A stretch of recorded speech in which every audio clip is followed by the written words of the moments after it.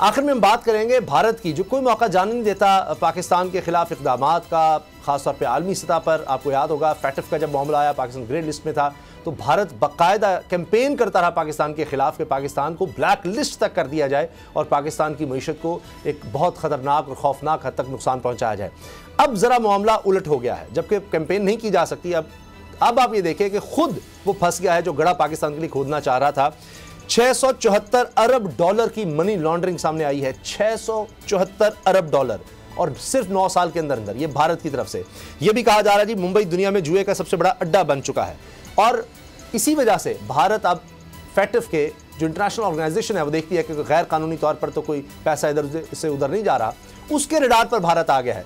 इसी बारे में हम बात करेंगे। Brigadier retired doctor Ahmed Saeed Minhaj sahab ने हमें ज्वाइन किया है। डॉक्टर साहब, ये तो अब लगता है कि खुद जो भारत पाकिस्तान के खिलाफ करना चाहता था वो खुद इसमें फंस गया है।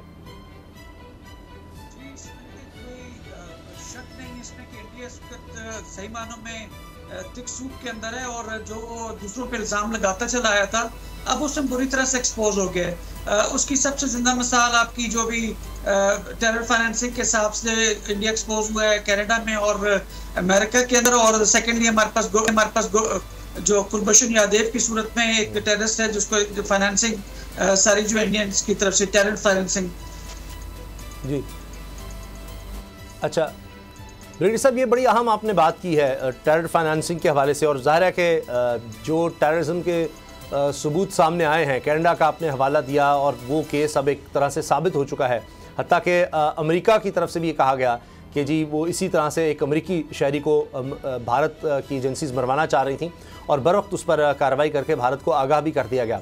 अब इसमें जाहिर है कि पैसा भी इन्वॉल्व होता है, बाकायदा एक ट्रेनिंग दी जाती है, वहाँ पर अपने लोग पहले बनाए जाते हैं कि किस तरह से जाएंगे और किस तरह वो अटैक करेंगे। अब ये इंटरनेशनल मामला हो चुका है, तो आपको क्या लगता है भारत इससे निकल सकेगा?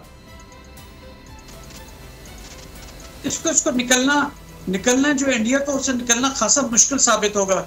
अभी आप देखें तो इंडिया को खासी इसमें प्रॉब्लम्स आ रही हैं, क्योंकि जब वो एक्सपोज हुआ है अब उसको एक छोटी सी मूव से कनेक्टेड आप ले लें। जो भी जयशंकर रशिया गए हुए हैं, वहां पे जो उसकी टिल्ट है वेस्ट को छोड़ के रशिया की तरफ आना, वो भी मैं समझता हूँ कि फैटफ से डायरेक्टली लिंक्ड है, क्योंकि फैटफ की जो डायरेक्ट जितनी फंडिंग होती है वो अमेरिकन करते हैं।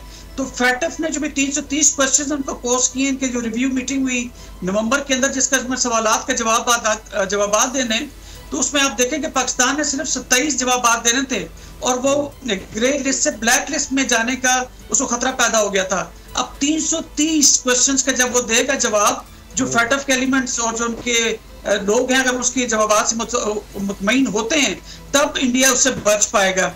यही विजिट जो है 2019 में आना था।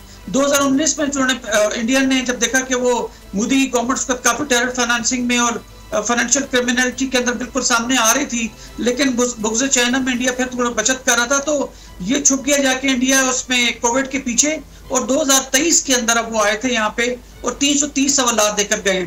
अभी आप देखें मोदी खुद जो है टेरर फाइनेंसिंग के नाम से पहचाना जाता, तो जो अभी अग्रवाल है वहां पे जो उसका आम आदमी पार्टी का जो बॉस है इंडिया में, उसने मोदी को खुद इंप्लीकेट किया, और उसने वहां पे कोई गौतम है उसके 180 बिलियन डॉलर्स की वर्थ है, और ये फ्रंट मैन है मोदी का। तो स्टेट लेवल की स्पॉन्सर्ड टेररिज्म जो है उसमें इंडिया जो बुरी तरह एक्सपोज हुआ है। अब जो इसका अपना जो इन्फोर्समेंट डायरेक्टरेट है, जो कि मनी लॉन्ड्रिंग हो गया और फाइनेंशियल क्राइम्स जो इंडिया में देखता है, आपको हैरानगी होगी सुन के कि 2009 से लेकर अब तक तकरीबन 15 सालों के अंदर सिर्फ 14 कन्विक्शंस किए उसने। 14 कन्विक्शन, जैसे आपने खुद भी कहा कि मुंबई के अंदर पूरी दुनिया जानती है कि वहां पे जुआ चलता है, स्पेशली क्रिकेट के हिसाब से और दूसरे इस तरह के जो चीजें हैं, और टेरर फाइनेंसिंग के हिसाब से। तो इन्फोर्समेंट डायरेक्टरेट इंडिया का जो कि मिनिस्ट्री ऑफ होम अफेयर्स के नीचे आता है, उसकी सीरियसनेस देखें कि उसने सिर्फ 14 बंदों को कन्विक्ट किया है। उसके पास तमाम इख्तियारात हैं, उसकी जो लोग मनी लॉन्ड्रिंग करते हैं उनकी प्रॉपर्टी को वो कन्फिस्केट कर सकता है, उसको स्टेट के हवाले कर सकता है, सिर्फ 14। तो दैट मीन्स टू से कि इंडिया इसके अंदर बिल्कुल इंटरेस्ट नहीं ले रहा, क्योंकि उसके जो इंटरनेशनल इंटरेस्ट हैं वो मनी लॉन्ड्रिंग से पूरे हो सकते हैं। अब सैकड़ों अरब डॉलर्स की जो मनी लॉन्ड्रिंग वो फैटफ ने उसको अपने टेलीस्कोप पे नीचे लेकर आया, इसमें से कैसे इंडियन बचेगा वो देखा जाएगा। और टेरर फाइनेंसिंग के हिसाब से इंडिया बुरी तरह से भी एक्सपोज हुआ, और मैं समझता हूँ उसको ब्लैक लिस्ट में जाना चाहिए। अगर बुग़्ज़ चाइना में के सिलसिले में अगर अमेरिकन अभी दोबारा इसकी सपोर्ट नहीं करते तो मैं समझता हूँ कि इंडिया जो है काफी मुश्किलात का शिकार होता है। लेकिन इस वक्त वो जिस तरह प्यूटिन साहब मिले हैं जयशंकर से, इवन जो कि उसका फॉरेन मिनिस्टर इंडिया का, तो उससे मिलना एक सिग्नलिंग है कि इंडिया और रशिया जो आपस में हैंड्स इन ग्लव हो सकते हैं। अगर यूएस और वेस्ट जो है इंडियन इंटरेस्ट को एक्सपोज करता है, ये उसकी फाइनेंशियल को एक्सपोज करता है, तो बड़ा देखने की जरूरत है कि क्या फैटफ एक ट्रूली एक फाइनेंशियल क्राइम्स को लुक आफ्टर करना या उसको मिटिगेट करने का इदारा है या वो भी एक पॉलिटिकल इदारा है। तो मैं समझता हूँ कि आने वाले दिन जो है उसमें क्लियर हो जाएगा। अगर आपको ये वीडियो पसंद आई तो सब्सक्राइब करें और बेल पर क्लिक करें। सब्सक्राइब करें और बेल दबाएं ताकि कोई खबर रह न जाए।